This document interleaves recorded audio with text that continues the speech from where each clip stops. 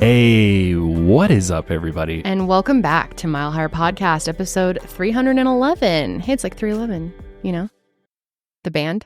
Oh, yes. Sorry. Yes, I totally forgot about that band. What's their big one? BTS, right? No. Oh my God. Wait, isn't BTS a band? Yeah, BTS is a band. Wait, what does 311 Boy stand for group. again? Like Summer Never Dies or something? I don't know what it stands for. What they do like Or that's no, I'm thinking Amber of a is the different color boy of her band. energy. I like that song. Whoa. Wow. That's the color of my energy today. I'm Okay. happy to be back. Yeah, I was going to say, welcome back to Thank you. your own show. Thank you. We Oh my missed gosh. you last week. I was so bummed to miss that episode. Oh my Oh, gosh. such a crazy Seriously, because crazy story. I had so much to say on Tanya, and I'm just so inspired by her. I think she's amazing, and I really hope that maybe she'll reach out and we get to possibly meet her in person, interview her. I would love to do that because, yeah, her story was just like mind-blowing to me. But yeah, I was very sick and could not be here. But I am here this week, and I'm feeling much better. That's great. We held it down for you. Thank you. Appreciate hopefully, it. I guess that's my opinion, but hopefully the audience agrees. I did feel a bit lonely up here by myself. I hate Seeing your beautiful missing a face. single recording with you. Yeah, it made me sad. No, babe. Yeah. But these guys did a great Kiss, job. Kiss, kiss, kiss. Mwah. We're too far away, unfortunately, for that to work. But we've got a very, very interesting unsolved case for you today. Yes. And before we start, our Yes. production team. Thank you. I have to always announce them. I love them so much. Janelle and Ian. We love you. You guys. I love you more than Ian loves you, just saying. Well, I don't know how to quantify it. Well, you have had 29 years of time with me on him. So we're at 30. Janelle's now 30. By the time this episode goes up, you're 30. Oh, that hurt. Welcome to it. Oh, it doesn't hurt. Thanks. 30s have been the greatest years of my life so far. It's your prime. The year and a half that I've had. Thank you. Prime time. On prime. Okay, well, yes, we are getting into a case today that I'm really surprised does not have as much coverage as it should.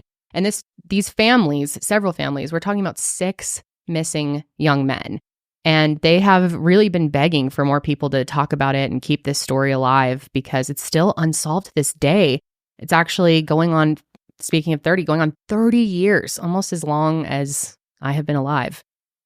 It's just so sad that they have really no answers at this point. And it's one that I can't even land on what I think really happened. It's so confusing and there's such a lack of evidence. Well, and a lack of investigation, I think, Yeah. is the reason why Yes. we can't really make a determination of what actually happened. There's lack of evidence, lack of investigation on the police's part, per usual, which is very unfortunate because I think there may have been a good possibility of police finding at least one of the young men, or potentially even solving it altogether had they hopped on this when these boys were initially reported missing. Mm-hmm. And it was a classic drag your feet, file a missing persons report, or better yet, they called in the middle of the night to report them missing, and then the police are like, "Yeah, you're gonna have to call back the next morning. Yeah.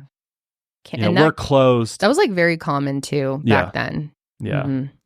I mean, still happens though today sometimes. Crazy enough. yeah. This is takes place in Pickering, Ontario. I've never heard of Pickering. It's Fun to say. Someone, what's that guy? Lyle Crocodile. Who plays him? Lyle Crocodile. Shawn Mendes. Shawn Mendes is from Pickering. Oh, Shawn Is he Mendes, really? right. He's a singer. Yeah, I think. Let me confirm that. Sean? He seems like a nice fella. Is he really?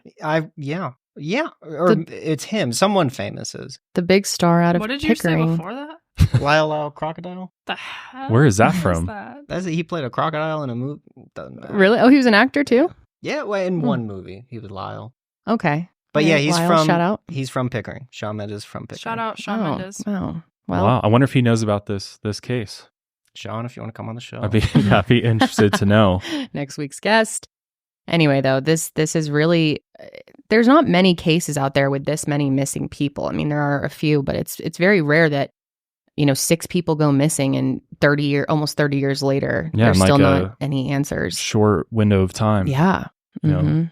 got it. And just, I mean, as it is with any missing persons case, just having to, the families having to reel with the fact that they have no idea what happened to them. Yeah. The police obviously give their, conclusion on the case, which as you'll I think, as you'll hear, doesn't make a whole lot of sense considering some other factors at play here. But really, this case would have just probably been completely lost to time had it not been for a private investigator, Bruce Ricketts, who just like, what a good man. He just like jumped on this and pro bono worked on it for 13 plus years. And he did literally all the investigating with this, but he hit a bunch of roadblocks, which was very unfortunate and quite sketchy in some cases. So, but he never gave up.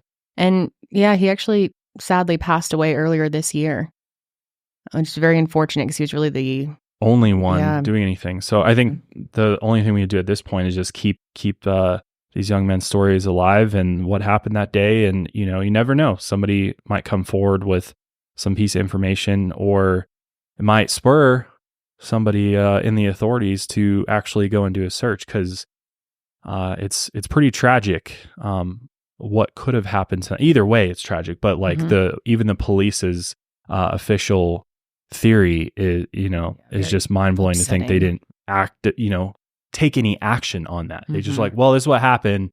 We're not going to do anything. That's our best guess. Yeah. Bye. With that being said, though, let's just go ahead and get right into things, and let's go back to the very beginning of where this case started. So Pickering, Ontario is a quiet suburban area outside of Toronto, known for its waterfront, marina, and many opportunities to take expeditions onto Lake Ontario. But it's important to note that Pickering is described as, well, rather boring. Even though it's close to the big city, Pickering is a true suburb. YouTube videos on the town's pros and cons always mention that there's this big power plant sort of looming in the background, although the power plant is very important as it's the single largest employer in the city. And activities outside of water sports are usually located in other towns or suburbs nearby. And it's not a small town. It actually has a current population of over 100,000. So most of the teens in Pickering had to either make their own fun in town or get over to Toronto.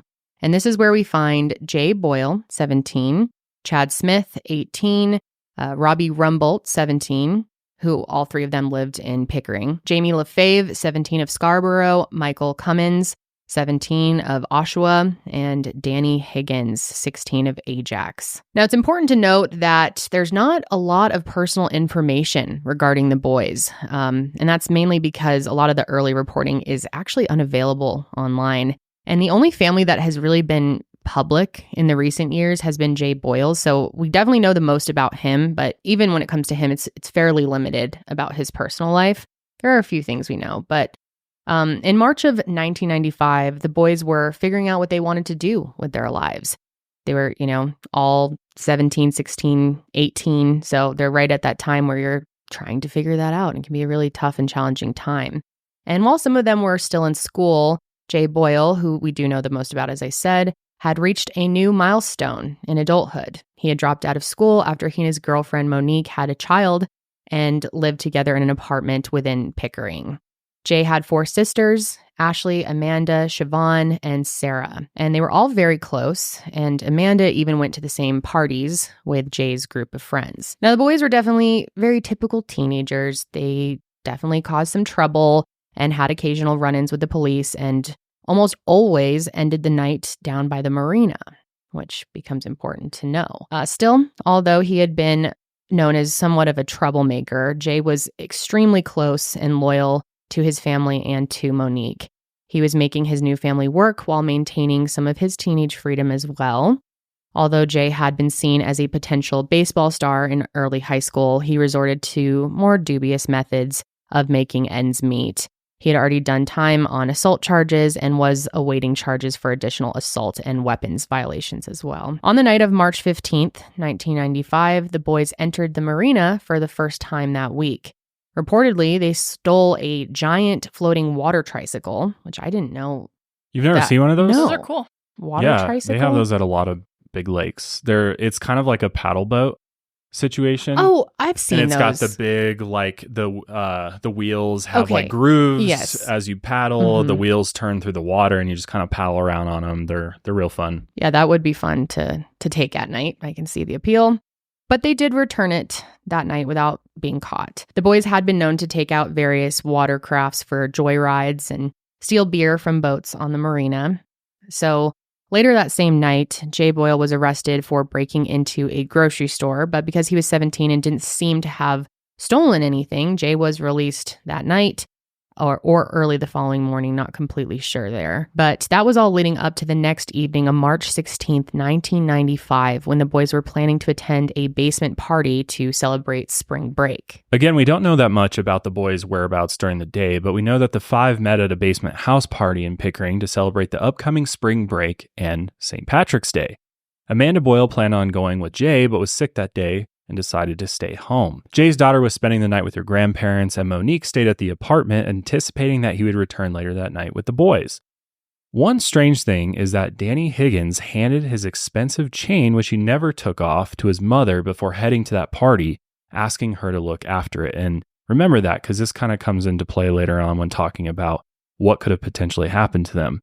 The party itself was pretty uneventful. There was definitely drinking, smoking, but it seemed like the only drug available was marijuana. At this party, this photo of Jay was taken, which would become important later on. And if you're listening, looks like Jay's just hanging out on like a couch or a chair.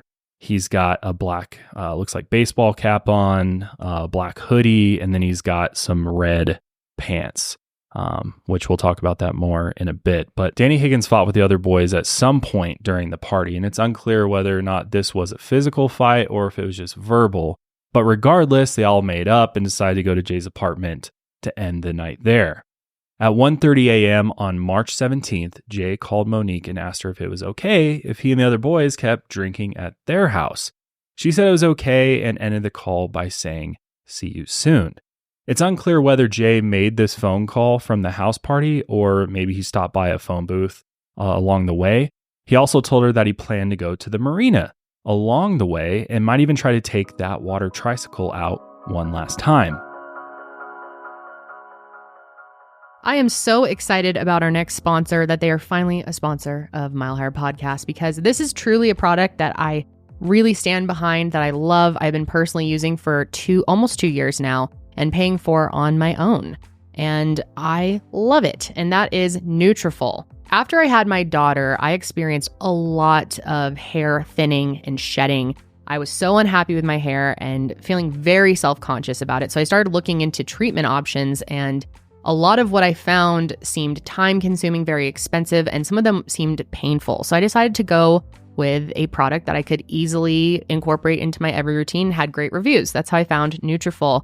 And oh my gosh, I have had the most transformative experience by using Nutrafol's products now for, like I said, 2 years. Your hair is never just about your hair, and Nutrafol knows that. It could be your dating life, your diet, the juggling act that parenting can be, which I know firsthand, finding your rhythm and new routines, or even following your favorite sports teams in an intense season can be very stressful. It can be almost anything and has almost nothing to do with your actual hair. So that's why Nutrafol takes a whole body approach to hair health, addressing problems inside to help your hair grow on the outside. Physician formulated with 100% drug-free ingredients, Nutrafol's women's hair growth supplements are clinically tested to multi-target key root causes of thinning, including stress, nutrition, and lifestyle. And Nutrafol has multiple formulas that are tailored to give your hair what it needs to grow throughout these different stages, such as aging and parenting, as well as for different lifestyles, such as plant-based diets. With Nutrafol, building a hair growth routine is simple. Purchase online, no prescription or doctor's visits required, free shipping and automated deliveries to ensure that you'll never miss a day. And you can see results in 3 to 6 months. I personally started seeing the results after about, I'd say 4 or 5 months. And I was just so blown away that I was like, I need this product in my life forever. So address your root causes of hair thinning with Nutrafol, the hair growth routine that keeps up with your life. For a limited time, Nutrafol is offering our listeners $10 off your first month subscription and free shipping when you go to Nutrafol.com and enter promo code MileHigher. That's Nutrafol.com, spelled Nutrafol.com, promo code MileHigher. Once again, Nutrafol.com, promo code MileHigher. And what's strange is that not only did Jay not make it home that night, but only 18 minutes later at 1:48 a.m., Michael, Jamie, Robbie were seen on surveillance camera at the East Shore Marina in Frenchman's Bay. And again, while the boys visited the marina quite often to steal beer from boats or, take somebody's watercraft out for a joyride, this time seemed different For one, half of their group was not with them because remember, there's 6 of them and there's only 3 of them. And these 3 walked in a single file line, not interacting with one another. Other sources report that the boys stole the water tricycle again that night, which is incorrect. What's more likely is that when the boys stole the water tricycle the night before, that when they got back, they just didn't actually fasten it properly to the dock or the marina. And so it likely drifted off. Between 2 and 2:30 a.m., boat dwellers who lived at the marina said they heard an engine start and a boat go out onto the water. At 3:30 a.m., some of the boys' girlfriends called the Durham Regional Police to report the boys missing, as no one had heard from them since Jay's 1:30 a.m. phone call, which 3:30 a.m. is pretty late. And at this point, they were all expecting the boys to show up with Jay back at his place, and 2 hours has passed and no one's heard from them. So obviously they're getting concerned. Again, the police, when they're getting this call, they're like, oh yeah, we know about these guys. And they knew what they would, do late at night. Cause I'm sure, as we mentioned before, they had lots of run-ins with law enforcement in the area. So it wasn't like news to them that, they're out and about. However, the news is a little bit different because no one had heard from them. And the police told them that there was nothing that they could do about it at that point in time and that their parents would have to call the next day to report them missing. So clearly they're not taking the girlfriend's call seriously and they're like, okay, dude, or have their parents call the next day. Right. It's late. I don't want to, I don't know how many, I'm sure they have people out patrolling. It's a fairly large town, but I don't know. Seems like dispatch is, I don't know. I've never heard that kind of protocol before. Like, oh yeah, just follow up in the morning, but have a parent call. Yeah. Because we're not going to waste our time even responding to this whatsoever. So wild. Again, a different time. So maybe that was just kind of the status quo back then. But I would hope that in this day and age, that would never happen. But I think we have covered cases in especially smaller towns where stuff like that still happens. Never ceases to amaze me. How about last week with Tanya when they were like, oh, we don't want to bother you, so we're not going to come at all. Oh my God. Sorry. Yeah, that was crazy. That still blows my mind. So yeah, I guess it happens all the time. Then at 9 a.m. the next morning, Monique called the police to report Jay missing, and the police told her the exact same thing. It took until the end of the day for all the boys' parents to be informed and for them to file missing person reports for all 6 of them. And even still, police waited even longer to begin a proper search. When Durham Regional Police officers began searching Lake Ontario, it had been 36 hours since the girls first talked to the police. That's a long period of time in a missing persons investigation. A lot can happen. Maybe, first thoughts are they took a boat out onto the lake. Well, if something happened on the lake, 36 hours to respond to potentially a boat capsizing in a freezing cold lake, mind you. This is March in Ontario, and it's cold. It's really cold. The water's freezing. The air is freezing. So it'd be very easy for someone to drown if the boat capsized or someone went overboard. So the fact that they're not even taking that seriously, and the fact that no one's like, well, this would look really bad on us if we didn't immediately respond to this, if they're saying, but again, maybe it was because they didn't know that about the boat leaving the marina. And so they just think they're out, somewhere. Regardless, in the town. though, they're missing. And they are on a lake. So put 2 and 2 together, and they knew they could pull up their file and be like, oh yeah, these guys are constantly causing trouble down at the marina, according to the police. To act swiftly. That they might, maybe they fell in and we should go save them. No. So the first thing police did is they went to the marina to check on the security footage and see if the boys had been there, since they were known for going down there after a night out. The marina owners reported that the neighboring marina was missing the water tricycle and that one of their members was missing a 14-foot imitation Boston whaler. Which, if you're not familiar, the Boston whaler became extremely famous in the 60s and 70s as it was known as the unsinkable motorboat. The hull is constructed of fiberglass and filled with styrofoam, meaning it would continue to float even if the boat took on water. There was early ads for the Boston whaler, which showed 2 men still floating on one boat, essentially, that was cut in half. And we have a photo of it. Yeah. As you can see. Yeah, that might work on a calm, little lake or pond, but we're talking about one of the Great Lakes. And I think, I've covered other cases regarding the Great Lakes, and they're like oceans. Yeah. You know what I mean? yes, the water is reported to be calm and not choppy, but shit can kick up at any point in time. And, if they get waves up there, to the point where it does look like, an ocean beach at times. So this is a pretty small boat as well. I mean, a 14-footer is pretty tiny, which is what the Boston Whaler boat is when it comes to size. And of course, the missing boat was an imitation Boston Whaler instead of, a brand name one. The only difference is that the 14-foot model would have had a steering wheel rather than a rudder attached to the motor. The missing boat would still have the fiberglass and styrofoam construction and would still be very hard to sink. So that's, as far as we know, the only difference between the boats. Janelle, will you pull up a picture of an imitation Boston Whaler? Because here's something that's interesting to me is, this is not a very big boat. No. And if 6, yeah, it's hard to dudes, imagine. Yeah. Almost adult men gone on it, that's a pretty confined area. I think it could probably hold them no problem without sinking. But anyways, one of the things I was going to mention too is, and I can't confirm this because I don't know exactly what it looked like, but with the rudder boats, the ones where, so do you know what that is? So rather than driving the boat with a steering wheel, which the actual Boston Whaler, as we've done on any boats that we've rented, this one has just a little handle on the engine in the back that you use to control the rudder. So rather than using a wheel to control the engine rudder to go back and forth to steer, somebody has to hold basically a handle to control it like that. What is a rudder? Rudder is in the water, and it's actually determining the direction that the boat's going. I see. It's like a fin, kind of. Right. Of course, yeah. Thank you. That was a good way of putting it.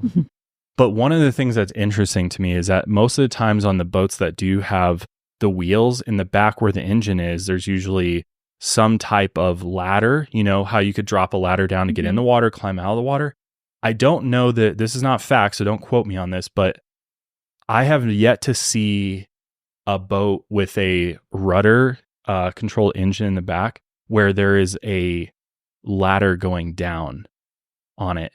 And the reason I bring that up is because if someone was on this imitation whaler and they went overboard or something like that, it could be very difficult to get back into the boat afterwards. Because the difference is too, is a lot of these boats are meant to be able to access the water, but this is a fishing boat, I believe, a small little fishing boat that it's not really a leisure boat. Okay. You know what I mean? So you're not taking it out to go tubing or have people get in and out of the water. So I'm it could be incredibly difficult to climb back into this imitation Boston Whaler because it's just sides all the way around it. And then there's So obviously the only way to get in and out of it is via a dock, right? To step up and over the side of it into it. Yeah. I don't believe there's a ladder to climb into it. So if somebody went overboard, how the hell are they climbing back in without people pulling you out of the water?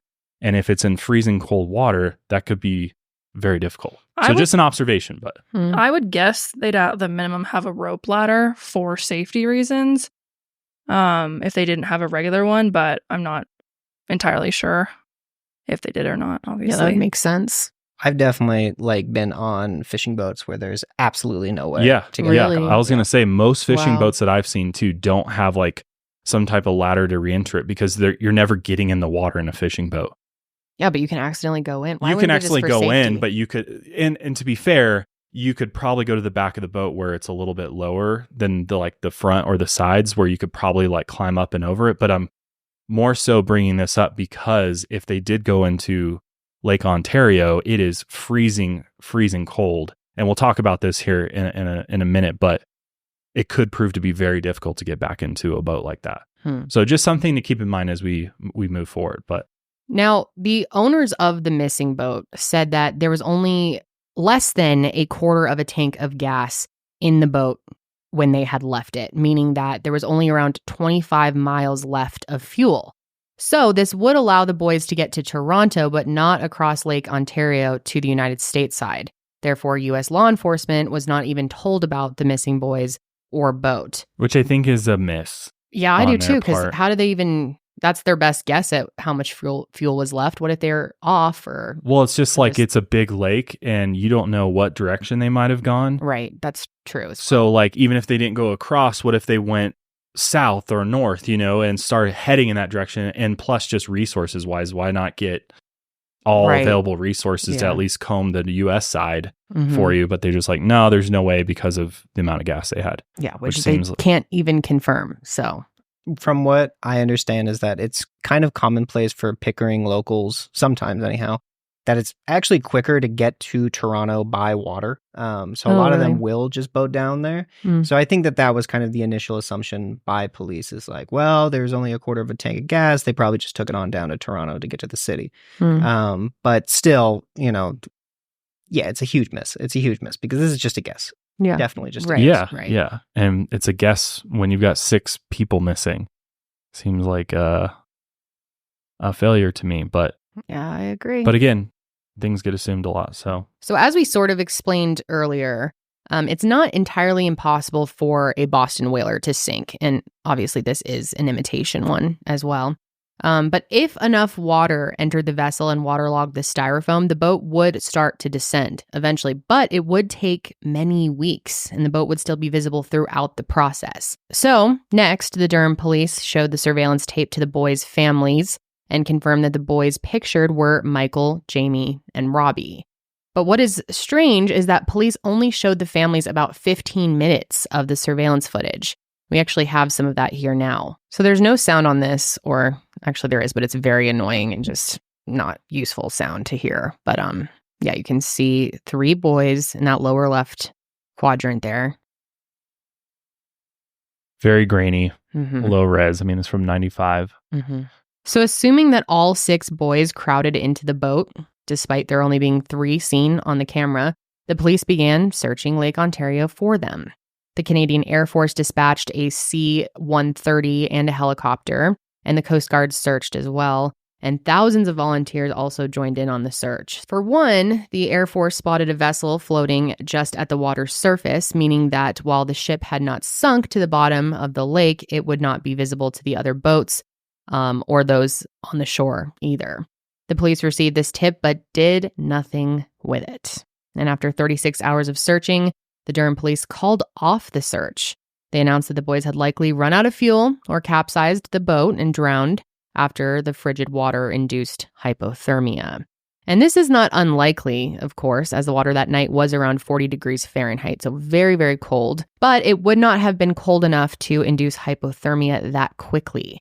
After being in the water for around 60 seconds, the boys would have started to have reduced motor function and likely would not have returned to the boat or land. After that, they could have simply become exhausted and drowned, or eventually succumbed to hypothermia and drowned. But still, this statement was made with no evidence.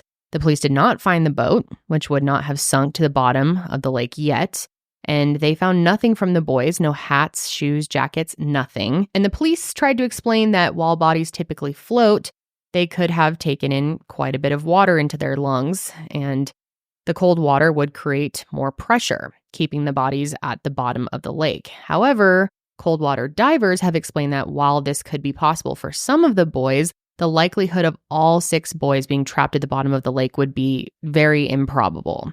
Once submerged, body parts tend to disconnect from the body as part of decomposition, and these parts, which are typically hands, feet, and sometimes even the head, would have likely floated up and washed onto the shore at some point. So this isn't making a whole lot of sense. Well, I think, hang on a sec, because I think we're forgetting how cold the water is, because that's a huge factor in this. There's 2 other things I wanted to bring up too. This is very interesting regarding if the boys did capsize or go overboard. There was a study done in 2017 that found that a drowning victim whose lungs are filled with water can sink in less than 7 seconds. Really? Mm-hmm. With the longest time being around 10 seconds. That's how quick it takes not only to drown, but then to start sinking in the water. Not to say that they couldn't swim, they didn't immediately go in the water and then start drowning, because they probably could swim or at least tread water. Yeah. So hypothermia is then going to take place 60 seconds later or so. And then once those motor functions stop working and you can't tread or swim anymore and you can't climb back into the boat, then that's when, the drowning starts happening, and it only takes 7 to 10 seconds to start sinking in the water. God, I did not know that. And then the other thing that's interesting is that with water this cold, when talking about, yes, oftentimes if bodies are found in water, warmer water, they're going to start coming apart, right? And a lot of that is due to putrefaction, so microorganisms, bacteria in the water. But because this water's so cold, that does not occur because the water's too cold for that to exist. Obviously, there's other things there's wildlife, nature, other elements that could contribute to that, but I'm not aware of it. There's not like sharks in Lake Ontario, right? Like some type of carnivorous predator there that would potentially go after human remains. So to me, if they did go in, they did drown, and their bodies sank, to me, they would still be at the bottom. And what's interesting is that Lake Ontario is very, very deep. On average, it's like 240 feet deep. And at its deepest depths, it's over 800 feet. 802 feet is the maximum depth of Lake Ontario, which is the third deepest Great Lakes. And what's interesting, this is kind of unrelated, but there's just kind of an interesting side fact here. So back in 2011, because I wanted to bring this up because we were at Lake Tahoe last year. And remember when we rented the boat on Lake Tahoe, and the guy who got us all set up on the boat was like, "Oh yeah, there's dead bodies at the bottom of Lake Tahoe." Oh, I do. Yes, I do. He told us the whole story about it, which is true to some extent, but it's also like a big myth that he was talking about. He claimed that mobsters out of Reno dumped thousands of bodies in Lake Tahoe, and that's not necessarily true. However, as recent as 2011, authorities at Lake Tahoe solved a mystery of a scuba diver that disappeared 17 years ago in the lake, who was actually scuba diving there. I think some of his equipment failed, and because he had the tanks on, he was going to 100 feet deep into the lake. And Lake Tahoe is so deep. Plunges to 1,645 feet. Oh, wow. Remember how I think they told us that too, it's one of the deepest lakes, freshwater lakes out there. But he was actually found later on in 2011 at 245 feet. There was I think they're called natural gas divers. So it's a different method of diving to allow them to go to even deeper depths than conventional divers can go at 100 feet. And they were down there diving, and they just ran across this shelf. And lo and behold, this guy that's been missing for 17 years, Donald Christopher Windecker, was found. And he was in pristine condition. His body was completely really? Preserved due to the pressure at that depth, as well as the temperatures, because there was nothing there to erode the body. And so I bring that up because I think that holds some credence to this case as well. Yeah, that's if they in fact think actually now. went into the water. Wow. And why they wouldn't have floated to the top, or why they wouldn't have decomposed and they would have found body parts at the top. So wow, something to think about. Yeah, definitely. That kind of changes my thinking on a lot of this. So if things happen the way that the authorities are saying, they're like, well, doesn't explain the boat. The boat's a whole other problem for me. Yeah.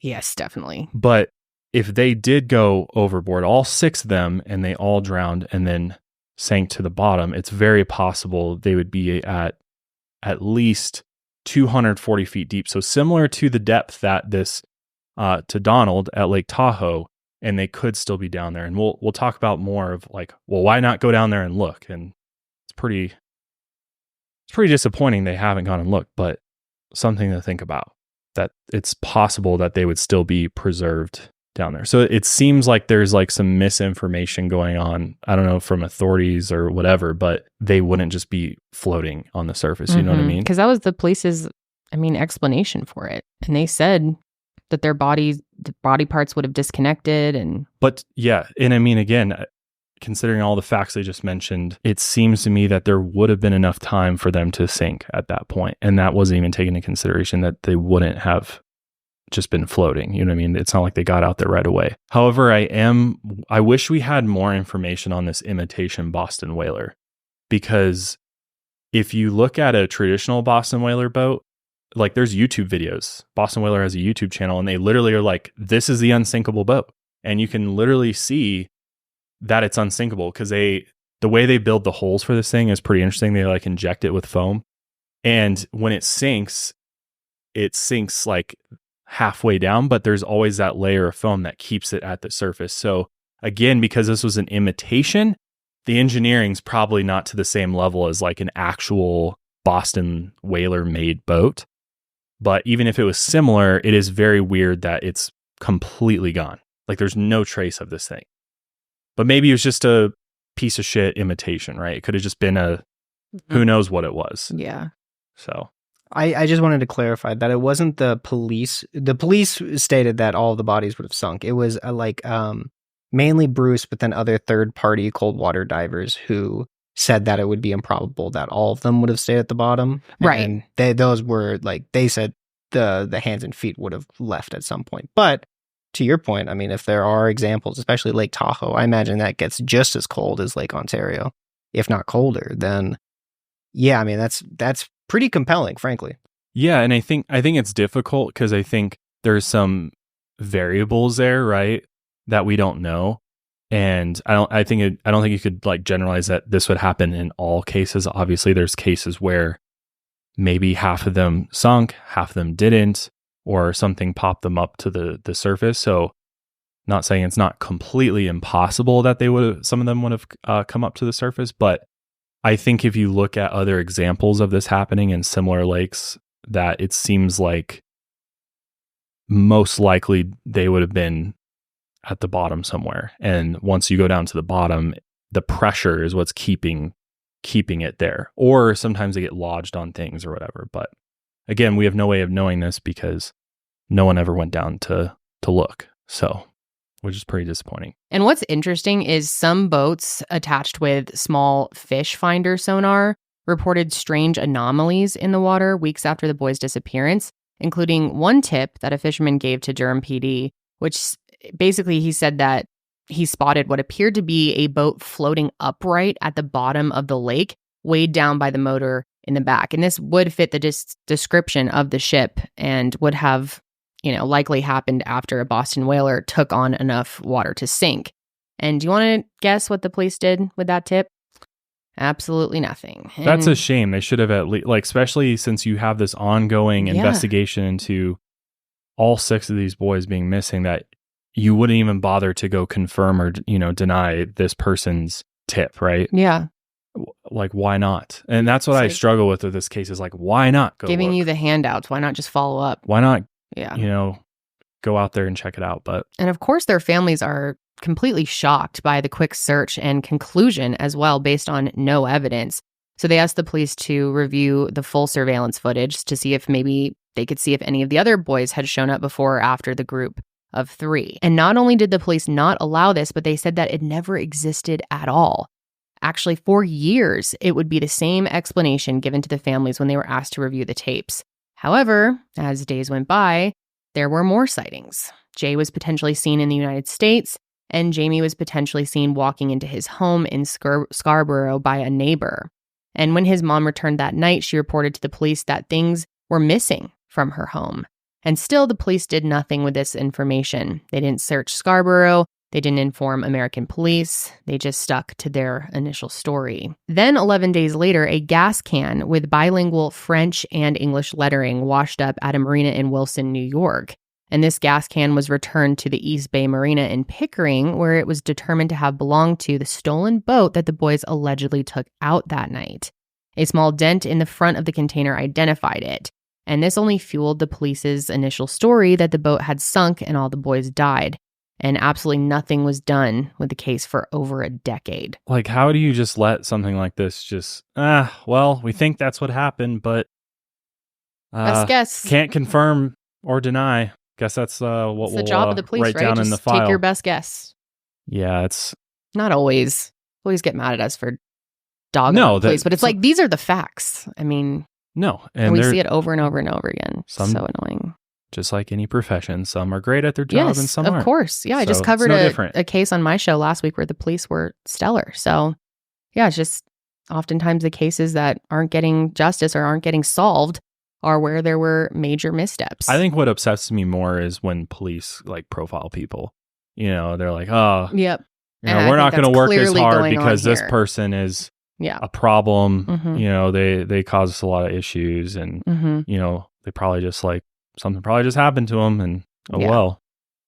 Well, for most of the families, they did their very best. Can't even imagine how difficult that would have been to just like be like, well, we have no idea what happened to them, and attempt to move on with their life. Oh, that is Just just like how do you horrible. even, how do you even deal with that? It's just I don't Yeah. think I could ever let it go. having, you know, it's like, well, do we believe the police's story, or is there another scenario that may have played out? Mhm. Well, one family even moved away from the Pickering area, and their whereabouts remain unknown. But Jay's family, the Boyle family, was convinced that something must have happened to Jay, and they stayed very vocal about his disappearance. The family definitely heard about the sightings of Jay in Toronto, New York, and other surrounding areas. And while they believe that something definitely happened to Jay, they really don't believe that he would have willingly disappeared. He had a daughter at home. He had his girlfriend, both of which he loved very much. So that just seemed like out of the realm of possibilities for them. They assumed that he'd return at some point if that were the truth. But as 2010 came around, there was still no sign of Jay. And this is when, you know, things set in and, you know, they really started thinking the worst. However, in 2010, private investigator Bruce Ricketts, which, what an awesome guy. He wrote about the lost boys of Pickering in his blog, Mysteries of Canada, and this eventually got him in contact with the Boyle family. And very soon after that, Bruce met with the 5 families that remained in Pickering and thought that the police investigation made absolutely no sense. Throughout the years, Pickering locals and those aware of the disappearances wondered if something could be found if a proper underwater search was conducted. But as I mentioned earlier, was an underwater search ever done? And literally, police are saying this is what happened, but we will not go and search. Makes no sense. And the sad fact is that no search was ever done, even to this day, which is just terrible. When Bruce Ricketts got involved in the search in 2010, he finally had the Durham Regional Police contract a dive team to search the underwater region surrounding Frenchman's Bay. However, due to unknown reasons, the police called off the search at the last minute, which I'm like, I'm trying to think of excuses that you would have for that.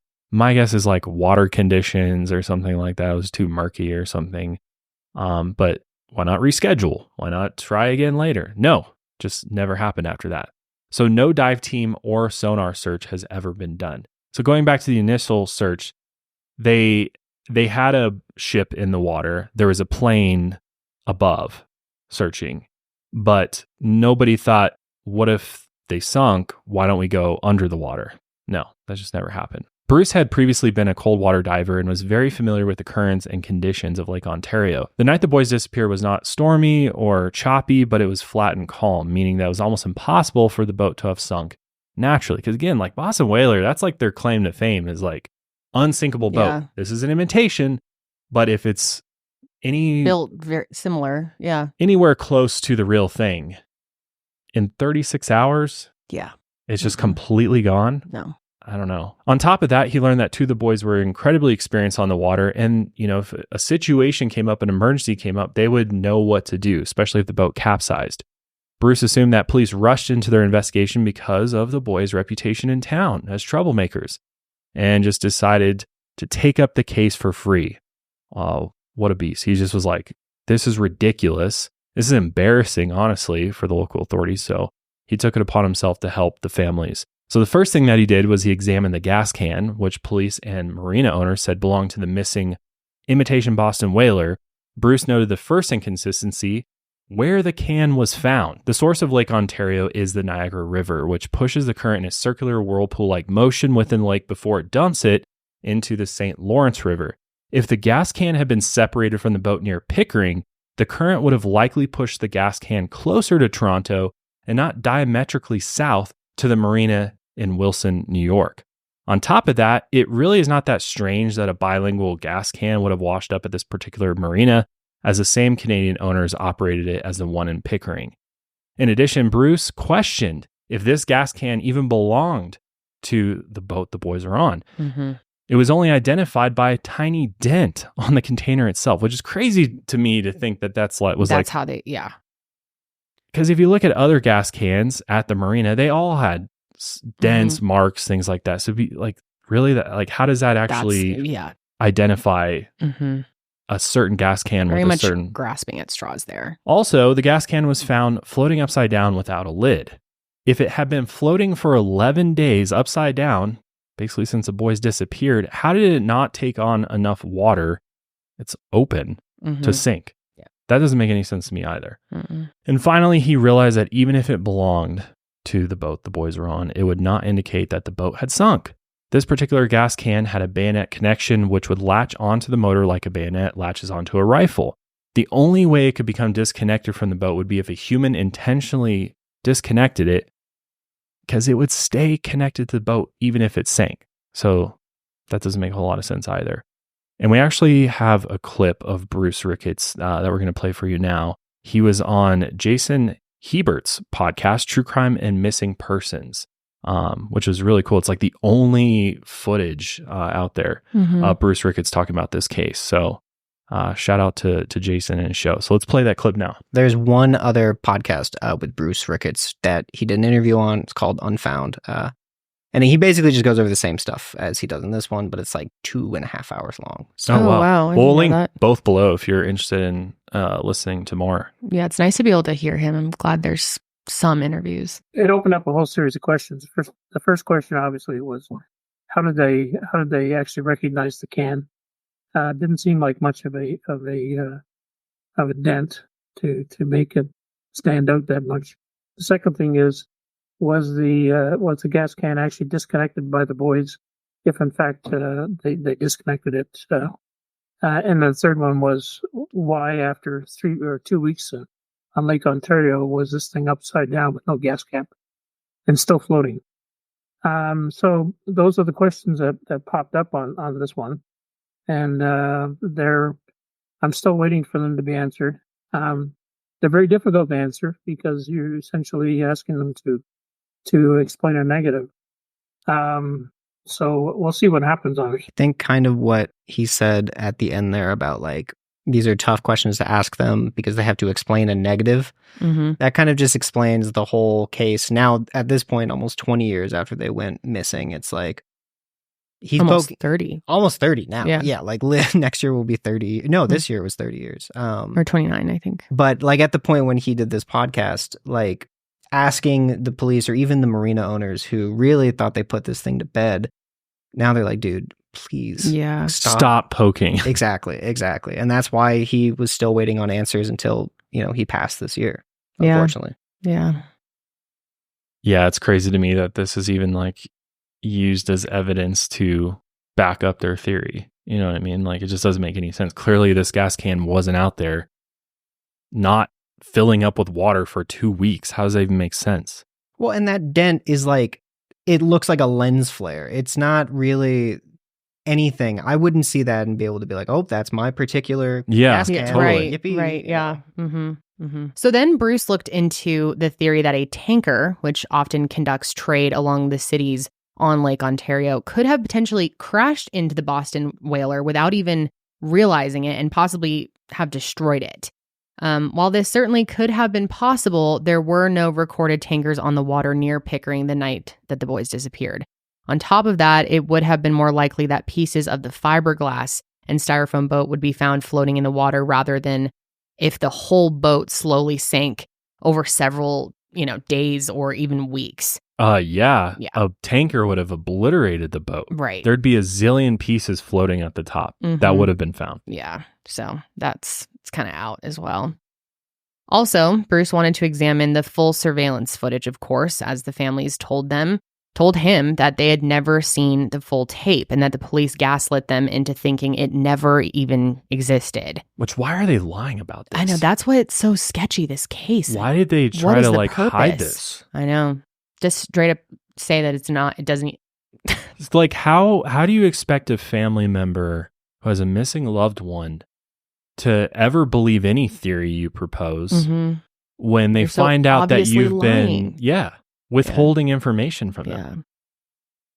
No, I certainly wouldn't. No. But after Bruce's first request, the police told him the same lie. It took 3 requests and nearly 3 years before Bruce convinced the police that he knew that the tape existed and that they were finally compelled to release it to him. And police did not give Bruce the raw footage, but instead they gave him a sped up version that lasted 6 hours from 9 a.m. on March 16th to around 9 a.m. on March 17th, 1995. The police report indicated that the footage showed the boys breaking into boats and stealing beer. Still, Bruce realized that this was impossible as the footage only showed the entrance with the marina behind the camera. Then Bruce did notice something else that was pretty strange.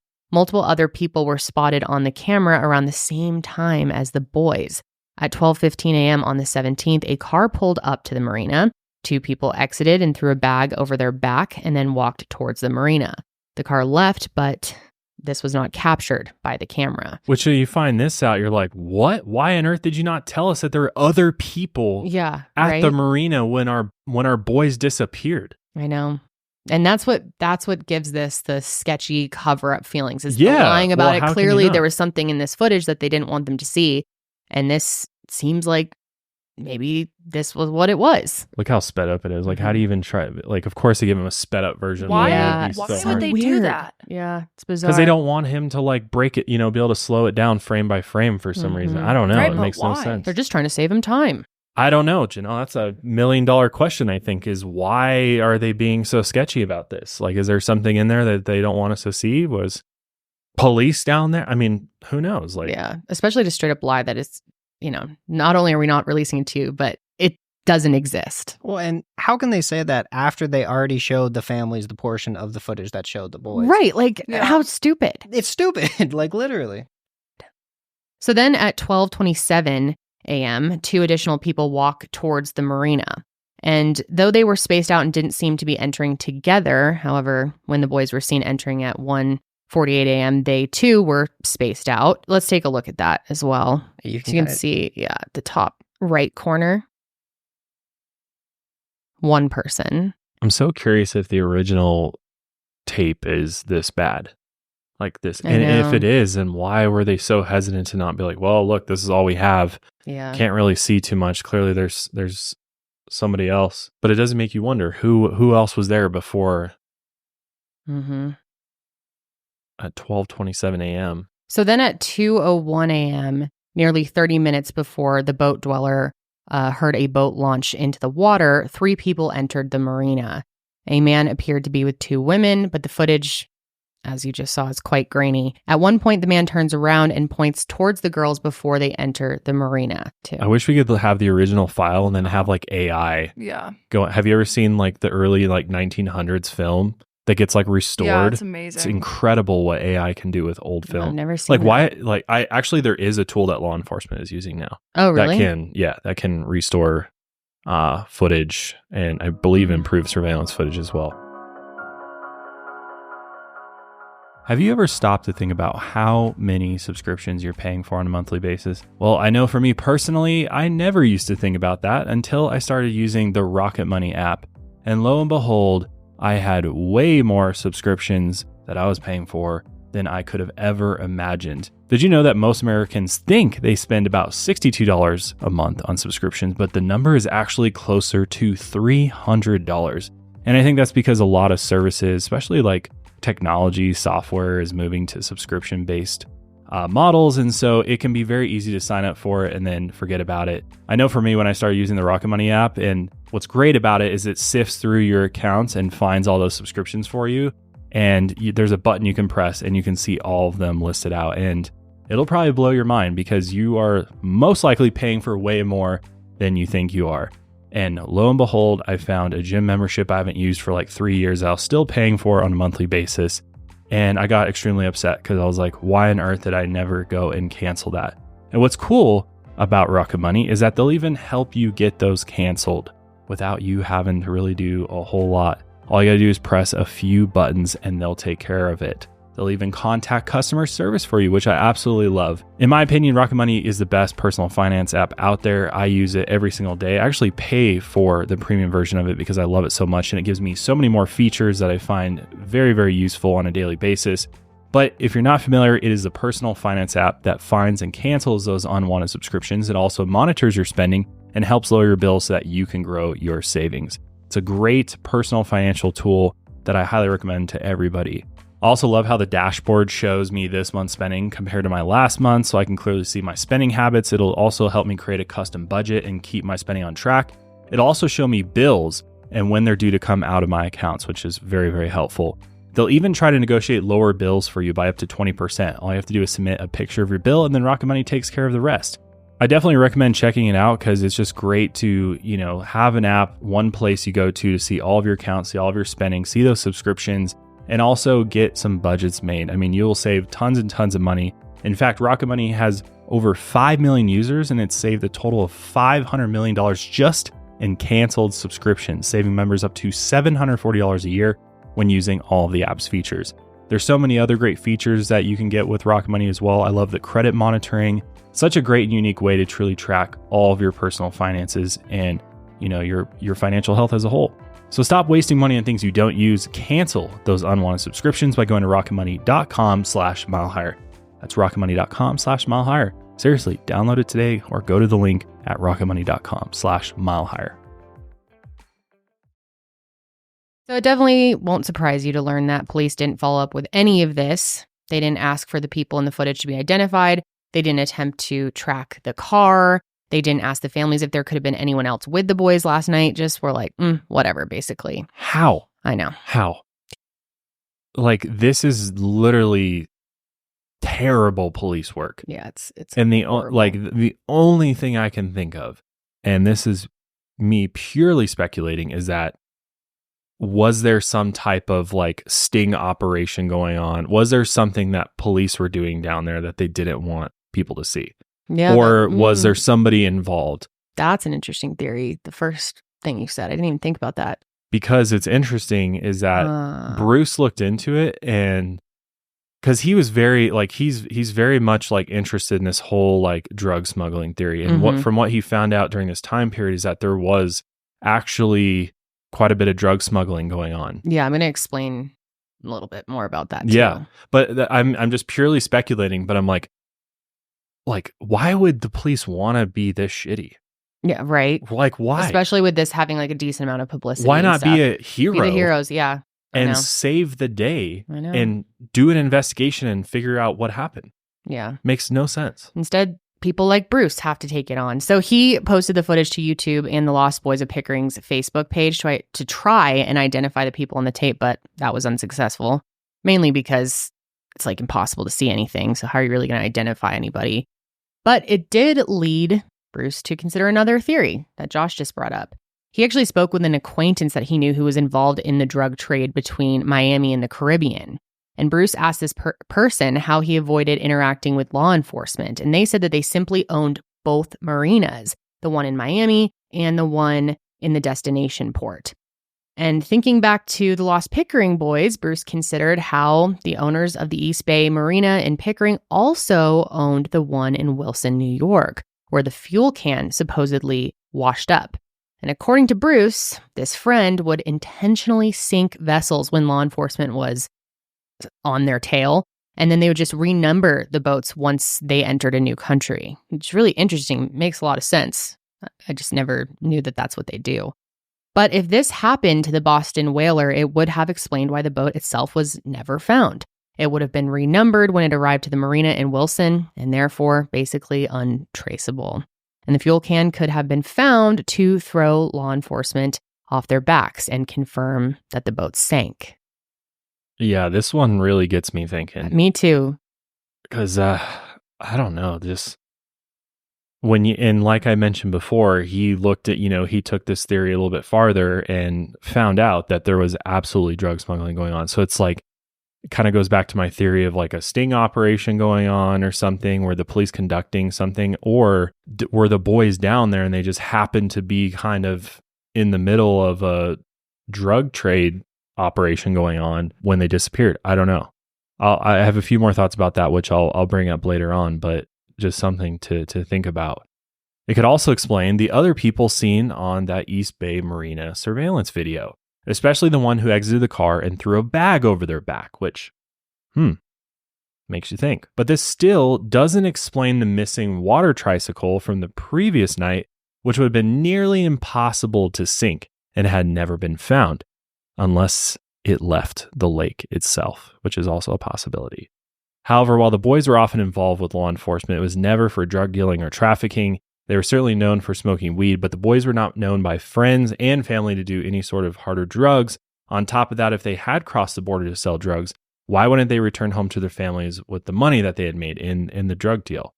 Especially Jay, he had his new daughter. Why wouldn't he, if he was going to do this, why wouldn't he then return and, take the money from that deal to use for his girlfriend and his daughter? The only concrete evidence Bruce could find that tied the boys to any sort of drug trade was a guidance counselor at one of the boys' high schools. This is pretty interesting. So this person was hired in 1988, but his record with drugs, assault, and theft stretched until 1998, when he was eventually fired for his involvement. His codename was, quote, the teacher, and he was arrested in his house where he had $500,000 worth of cocaine stored underneath his bed, along with an illegal firearm. He was convicted of possession with intent to sell. That's pretty wild. And maybe it could just be a complete unrelated coincidence, right? Yeah. That's totally a possibility, but it does make you wonder. Bruce reviewed all of these leads until 2014 when he finally came across a piece of actual evidence. Brings us to the red pants. Yeah, which takes you back to the last known photo of Jay. Mm-hmm. He was clearly wearing red pants. In 2014, after the Boyle family consulted a psychic, they checked the OPP's unidentified remains database and discovered that 2 bodies had been found at the Sir Adam Beck power station on the Niagara River in 1998. One set of remains was encased in red Levi's jeans with a black belt and black wallet. Unfortunately, there was nothing inside of that wallet. But again, if you recall, Jay wore a pair of red Levi's that his mom had bought him for Christmas the night that he went missing. Back to that photo. And what's more is that Jay's Levi's were from the orange tab label, which is identified by the orange tab on the pack, 7 belt loops instead of the usual 5, a higher quality of construction, which was only a limited run done in the early 90s. The jeans recovered from the Niagara River were also orange tab Levi's. On top of that, they were waist size 32, which was the same size that Jay wore. And the 2 things that stuck out that really puzzled Bruce and the Boyle family, while the remains encased in the jeans were determined to be the same age as Jay, the other remains likely belonged to an older man in his 60s. On top of that, if the boys went missing in Lake Ontario, it would have been impossible to wash upstream into the Niagara River. But it made Bruce consider an additional theory. Perhaps the boys made it back to shore, or some of them never even got into the boat at all. The unidentified bodies were found in the trash mesh in the power plant, which hadn't been cleaned in 7 years. And while it's possible that the bodies could have entered somewhere else in the river and eventually washed up into the trash mesh, it's also likely that a person could have dumped the bodies there knowing that they were only cleaned once or twice a decade. And if this was the case, it's possible that the 2 bodies were not dumped in the same instance. Once the Boyle family discovered the remains on the OPP's database, Bruce Ricketts sent an information request on those remains. And months later, he was sent the original police report. What's strange is that this report on unidentified remains contained extreme redactions.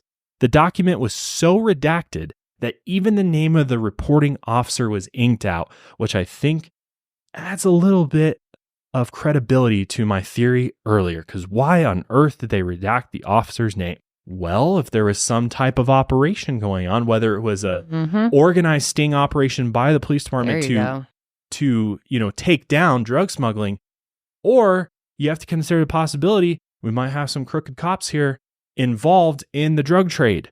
Also a possibility. No proof to back that up, but just a possibility to consider. Damn, Investigator Josh over here. Boom. It's very compelling. I mean, how, that to me is just alarm bells. Why is all this redacted? What is hiding? What is the point of that? What's An hiding? officer's name? Come on. Why on earth would that be the case? Yeah. And then just not sharing that footage and lying that it even exists. Another thing is that Bruce Ricketts also went to see, try to figure out who was even on the force during that time period. No one is there anymore. And again, a lot of years have passed, so it'd be very common for, officers to retire after 20 years or whatever. Mm-hmm. But it is interesting that nobody was there Yeah, it certainly is. from this time period. God. I also think, like, again, the fact that the bodies were found in a trash mesh, like, that is a like criminal's dream in terms of places to dump totally. a body. Oh, totally. Because you can put it there, it can decompose really, really fast. Yeah. And then it's not going to be discovered for 7 years when any sort of evidence that you would have left behind would be completely gone. Right. You know?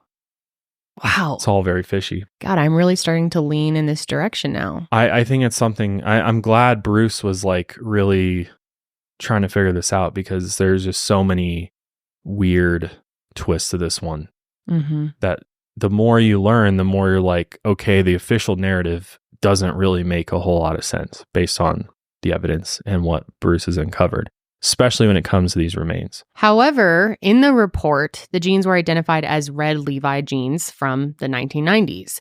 Bruce and the Boyle family pushed the coroner to re-examine the remains and compare them to Jay's DNA via his umbilical cord. When the coroner said that the remains did not have enough to conduct a DNA test, Bruce asked if he could test them through a third party. So in 2016, the Niagara Coroner's Office suddenly said that they could conduct a DNA test and reevaluate the remains. Just suddenly, out of the blue, now we can do it. However, the DNA did not match, but the coroner did say that the genes, quote, could not possibly be red Levi's from the 1990s, and they were covered in orange fire repellent material that had faded to red. And this puzzled Bruce, as it should. The genes he had looked at in the database were red Levi's, and the original report reflected as such. Perhaps the coroner was re-examining a new set of remains. Bruce asked where the remains had been stored since their discovery in 1998, and the coroner said that they were kept at the same hospital that had conducted the original report before this current DNA test. And Bruce, who had actually worked in a hospital years ago, knew that a working hospital couldn't store a set of unidentified remains for nearly 2 decades. He asked for the continuity report, which is a list where the remains had traveled and where they were stored. And the coroner's office said that the report did not exist. Does that sound familiar? And changed their story to now say that the evidence box that the remains were kept inside had been lost shortly after discovery and were only located once he and the Boyle family petitioned them. This led Bruce to consider this. Are these remains the same ones that were found in 1998? I gotta say, no. I really don't think they are the same remains. Yeah, I don't think so either. Like, we saw the picture. Those are clearly red Levi's jeans. Yeah. Like, they look, there's the tab, there's the V, like, they're Levi's. There's you no can way. absolutely see them.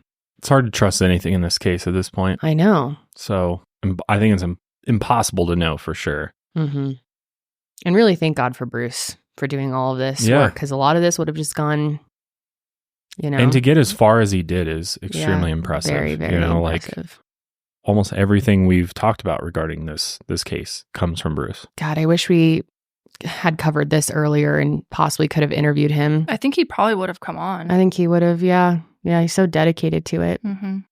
Amazing guy. Anyway, the Lost Boys of Pickering have, like we said, now been missing for 29 years. Reports of the boys have been cited all across the United States and Canada.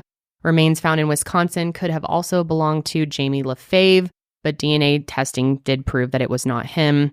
A woman in West Virginia reportedly saw a man with the same Cujo shoulder tattoo as Danny Higgins, but this did not pan out either. Bruce Ricketts, like we said, unfortunately passed away on January 2nd of 2024, very recently, and the case has had no significant breaks since the red jeans.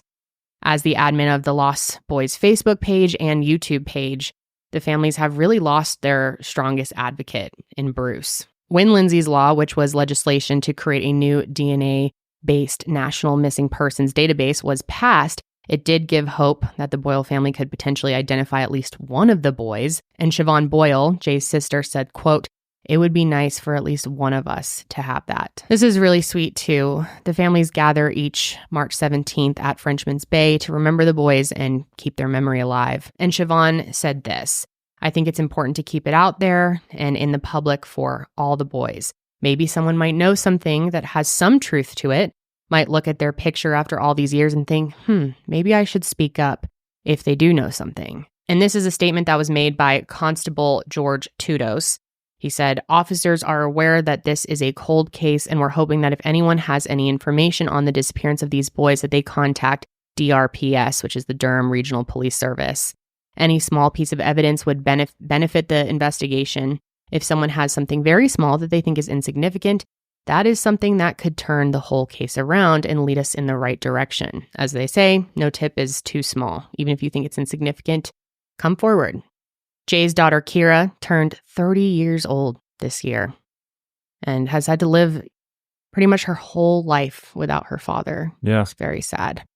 So anyone with information on the case can call the Durham police at 905-579-1520 or anonymously contact Durham Regional Crime Stoppers by calling 1-800-222-TIPS, which is 8477, or by going online to DurhamRegionalCrimeStoppers.ca. I really wonder if anybody in recent years has gone back and like deep dive this from the Durham Regional Police. Based on what Bruce Ricketts has said on his blog, like he really feels like this needs to be, really, really looked at from start to finish again. Have them put some serious effort into it. I think it's going to be very difficult, obviously, because of all the time that's passed since this happened. But I think you never know. You never know what you can uncover. Maybe that, who knows what evidence there could be somewhere, in the archives somewhere, or maybe go start talking to people and interviewing people, see if anybody's still around from when this happened at the Marina, or at least like look into the Marina's activities from this time period.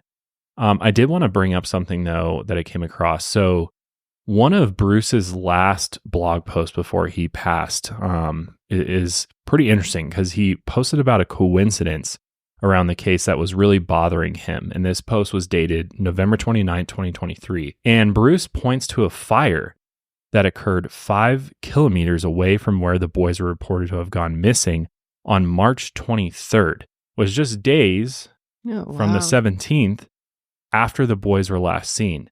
And he had actually filed an access request for documentation on this fire to figure out what was going on with it, because he was curious to see if this fire was possibly related to the burning of boats or possibly the water tricycle that was never found. Like, what was actually burned down there? Because that is just a few days, less than a week after the boys went missing. But yeah, he never got a chance to ever follow up on that. So I'm curious because that is interesting, but it just shows like Bruce was like to the very last bit of his life, he was dedicated to finding out the truth around this case, and I commend him for that. I mean, that is just such a cool thing to do. Again, pro bono, to try to help these families find out what happened to their loved ones here. I think obviously there's a lot of things that could have happened. I don't necessarily think it's impossible that what the police said, didn't happen per se. I think it's very possible based on the time of year, this imitation whaler's boat. I'm very curious. It'd be great to know more information about that. Where did it actually come from? So we could figure out like what's the engineering behind it? How similar is it to, the whaler's boat? Because I think that would be very telling as to whether or not that boat could have actually sank or not, right? Because that would explain, it's possible that boat capsized and just sank and, the boys unfortunately drowned. And that to me would provide more evidence to back that theory up. But I do find it very odd that nothing was found, minus if we, don't bring in the Levi's genes. I think it's crazy to think that out of all 6 of the boys, and again, we don't even know if all 6 of them got on the boat or not. Yeah, nope, no evidence of that. So if that's the case and only some of them got on the boat, then where did the other 3 go? Yeah. Then they clearly can't be in the lake. So where did they go? And it seems to me, and you've heard me talking about this throughout this whole episode, that something else definitely happened here. There's definitely more to the story than what we know. And I just go back to the police withholding the footage, what's going on with that. and obviously the discoveries that Bruce made. I think there's just too many other factors here that don't make sense as far as backing up the police's theory to me, that leads me to believe that there was something going on at the marina that night, or possibly the boys were in the wrong place at the wrong time. Mm-hmm. They interrupted some type of drug deal going on or something along those lines. They fell victim to that. But again, there's just really nothing concrete to base any of that off of. I really hope for the family's sake that we get the truth one day. Yeah. It's incredibly, can't even imagine what it would be like to just not know. I feel like I would spend every night of my life going over all the possibilities, going over everything I do know, wondering about the things I don't. Like, it would just be torture to live with something like this. Yeah. Yeah, and it's just like, things. It's just, I mean, these all young guys had their whole lives ahead of them. Mm-hmm.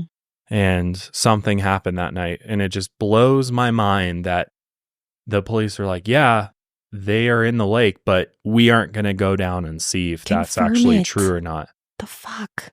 It's so insane. And again, maybe there's other factors we don't know for why they didn't do that. Maybe, they said they were going to do it. Then they're like, oh, actually, we don't have the capability to do that. But again, like the way they went down and found Donald, who I mentioned earlier, who's found in Lake Tahoe, they sent an unmanned submersible down there. And so it'd be interesting to see if anybody out there would be willing to at least like lend their unmanned submersible, because that's pretty deep water, obviously, for a human diver to go down, unless you're specially trained. But even just to go send a submersible down there. I mean, we have technology these days, right? You would think that would just be something that could happen at some point, which I hope it does. Because why not go look? You never know. And maybe they do send something down there and they're able to find, something and get some closure around what happened to them. But yeah, very, very frustrating though. I'm definitely frustrated with the police's response to this one. And yeah. I will say lack of action. Yeah, like one of the big things that was lost by not doing an underwater search earlier is that Lake Ontario has had hundreds of shipwrecks over the past century. And I think even since Bruce got involved in the case in 2010, there were at least 6 ships of various sizes that sank. So at this point, it would be pretty hard 30 years down the road to identify, that particular boat as opposed to the other ones that were just rotting at the bottom there. And so right, yeah. The fact that they didn't jump on this earlier is really a huge loss to the case in general. Yeah, it really is. It's so offensive, honestly. Yeah. Just why? And yeah, I agree with you, Josh. I think their history and them being profiled played a part into that. Like, would it have been the same if it was, I don't know, people with like perfect records and, yeah, I think you can assume that for sure. Yeah, I mean, we see that a lot too. So it's like they already knew these guys by name. Or it just really had nothing to do with that and they were covering up something else. Yeah, that's the only other real scenario I can come up with. There has to be some explanation though. It's like, it's got to be something like that. And then the redacted document, like that to me just is so bizarre, fishy. Especially the officer's name is redacted. Like, why? Yeah. I just can't get over like straight up lying that the footage even existed. Really? Yeah. Nice try. And you look real fucking dumb once they actually found it. To me, it plays into the theory that these marinas are engaging in some type of illegal activity of some sort, or we're involved, or maybe they're, like I said, they're involved in some like sting operation with authorities or something for, to kind of explain the redactions. But I don't know. There's just too many things in this that don't make sense. I have a hard time accepting the official narrative that the police put forward with virtually no evidence. But I think most people will agree. Other than like somebody hearing a boat engine turn on. And the 3 boys being seen, but not the other 3. Like everything just doesn't like equate for me. But I don't know. Yeah, curious to hear your thoughts on this one. But we appreciate you joining us for this episode of Mile Higher. Yep. We'll be back next week with another one. Crazy one too. Yeah, coming up. Definitely got a real good one coming. So we will, if you enjoyed this episode, make sure you subscribe if you're listening on Apple Podcasts, follow on Spotify, or if you're watching this on YouTube. Appreciate you hitting that like button, subscribe. It does really help us out. But we'll see you guys next time.